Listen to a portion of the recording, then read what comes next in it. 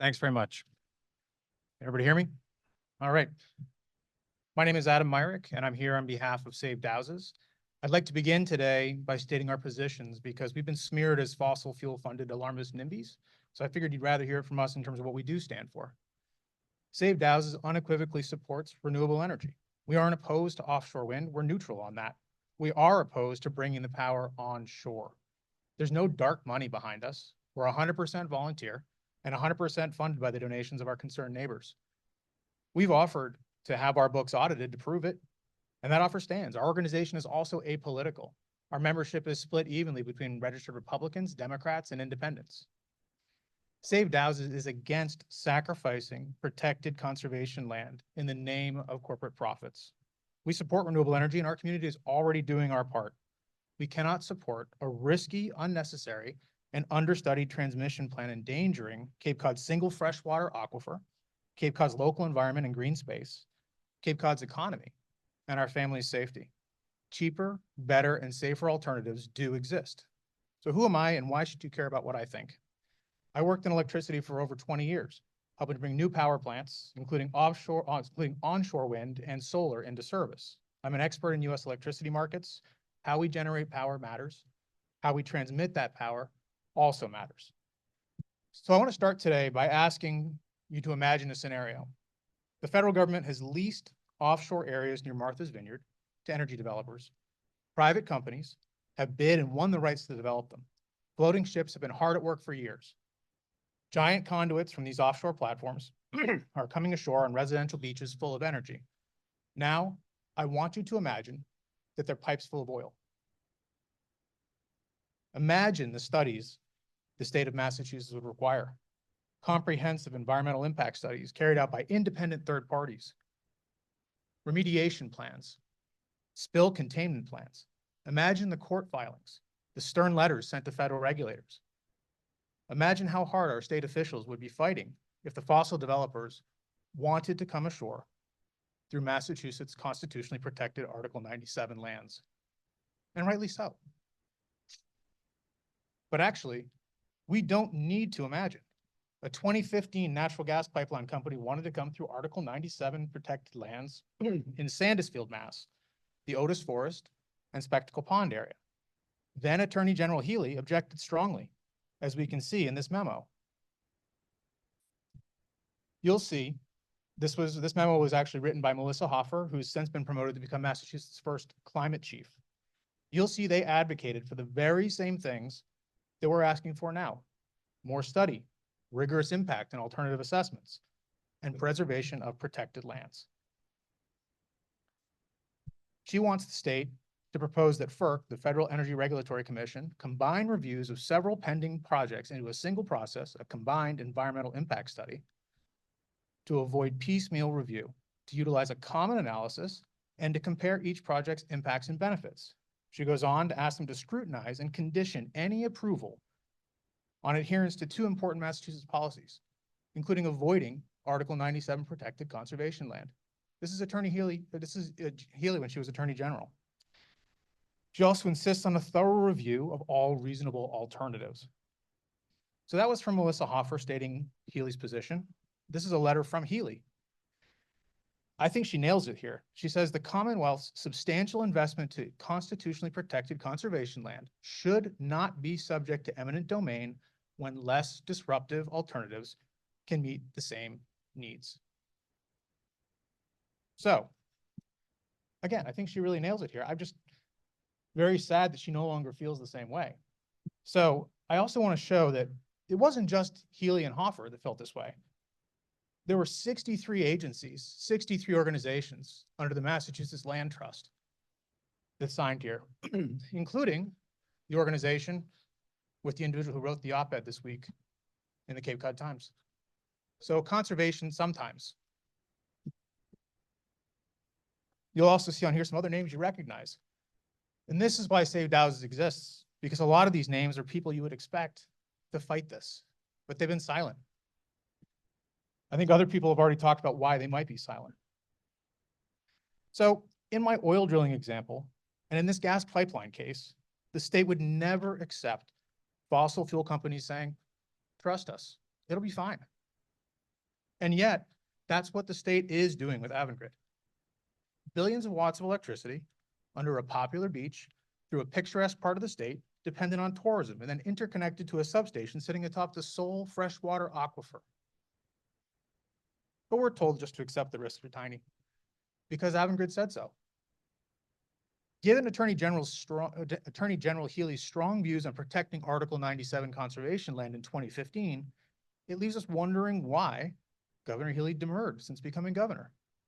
She had a reason, a politician's reason. Changing the plan might have caused the state to miss the 2030 carbon emission target. She might have to run for re-election with that hanging over her. But then developers gave her a gift. They defaulted. It's an opportunity to redo it. But so far, they haven't taken the chance to do things the right way. And it's easy to say, this is a Healey issue, this is an Avangrid issue, this is a past town council issue. But really what we have is a problem of critical thinking, a lack of critical thinking, failure to think beyond the next election, failure to ensure public servants serve the public. There's so much pressure to get this done that execution is going to be sloppy. And anyone who questions the execution is apparently a fossil fuel loving alarmist fueled by dark money. There is no doubt there is a very close relationship between elected officials, the companies awarded heavily subsidized contracts, and the agencies tasked with overseeing them. There's a lot of money at stake. The senior Avangrid exec in charge of the local projects was the commissioner of the Massachusetts DEP. The CEO of Vineyard Offshore, well, she used to run the Massachusetts environmental review process. We heard about another I won't say conflict, but another interesting relationship earlier from another speaker, but it's all very cozy.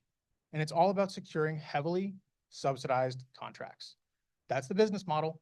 That's where the money is. Offshore wind should be cost-effective, safe, and environmentally friendly, at least as cost-effective, safe, and environmentally friendly as an onshore wind project. Avangrid has claimed that it is and told residents that the old contracts were going to lower rates by 0.1%. Woohoo.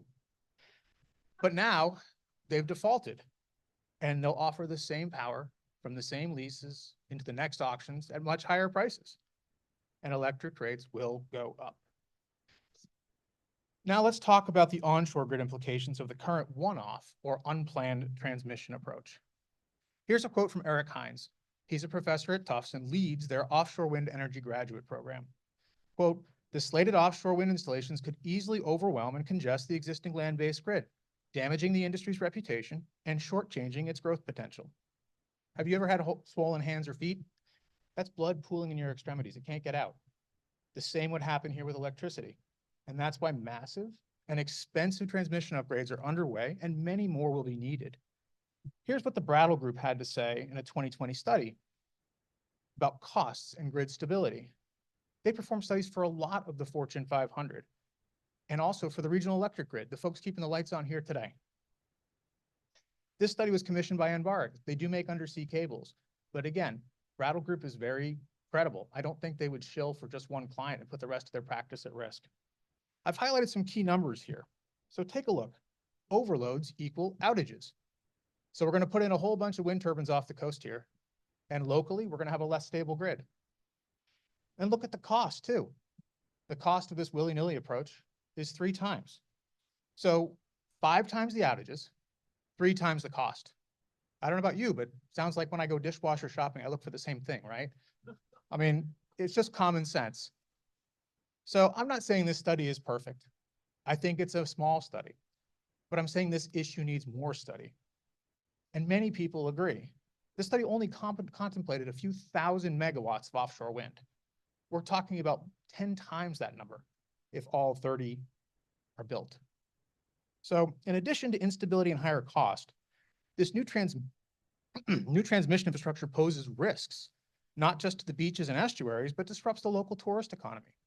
It disrupts local businesses along the transmission routes. It risks our only aquifer. You're going to hear more about that later.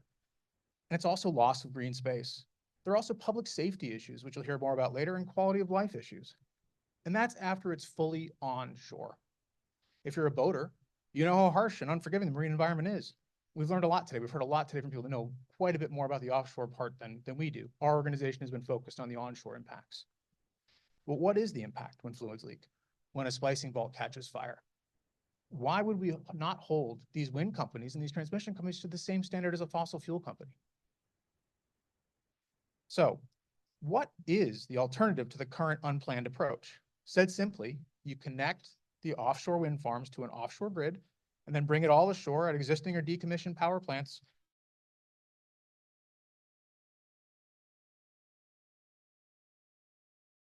If you have to look at the different alternatives, if it is going to happen, what's the least impactful?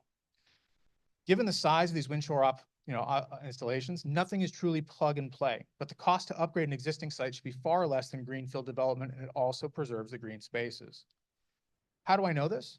How does Avangrid know this? How does the Healy administration know this? Well, we read it in that 2020 study by the Brattle Group. Google invested in offshore grid research as early as 2010.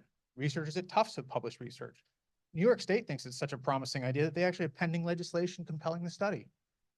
To change the current course, the state has to change what they're asking for in their solicitations. Avangrid and other developers are responding to the subsidies the state is dangling. Change won't happen with the developers. It has to come from the states, and it's not too late. Sadly, there seems to be little appetite to change.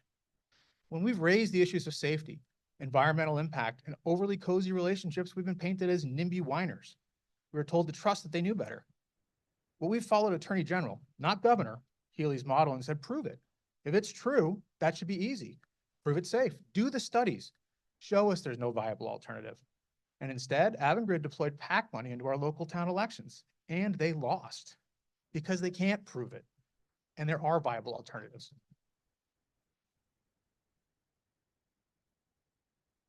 Avangrid claims that they are environmentalists, and reading their ads, full-page ads in the Globe, you'd think that they're doing this for the good of the Cape and the residents. After 20 years of dealing with energy companies and evaluating hundreds of green energy projects, I can confidently say there are no for-profit environmentalist companies. Avangrid is at best an incidental environmentalist. They aren't doing us a favor. They're business people who want to earn a 13% IRR, a way of calculating return on a project. If our tax dollars or electric rates were subsidizing them to build new gas plants, I'm sure they would do that. And by the way, their parent company does own and operate fossil. And for all the folks claiming that dark money is behind opposition to landing at Dow's and offshore, wake up. Fossil fuel companies aren't fighting offshore wind. They're getting into it. They want a piece of the subsidies. Total, BP, Equinor, Chevron, Shell, all these oil majors have investments, in offshore wind or business lines. Exxon's investing heavily in carbon sequestration. They're chasing the money, free money.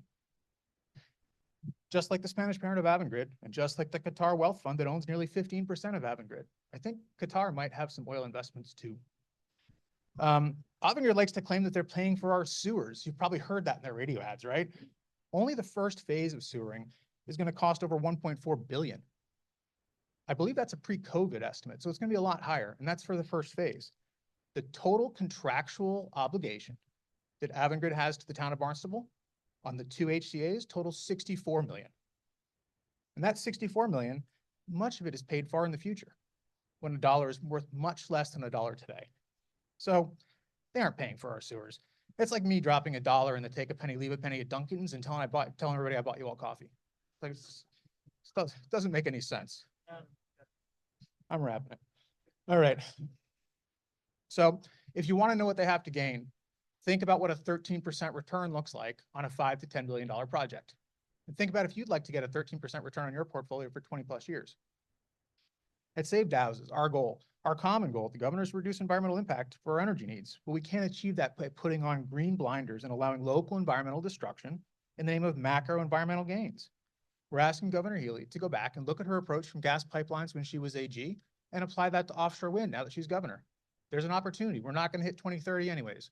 Let's do it.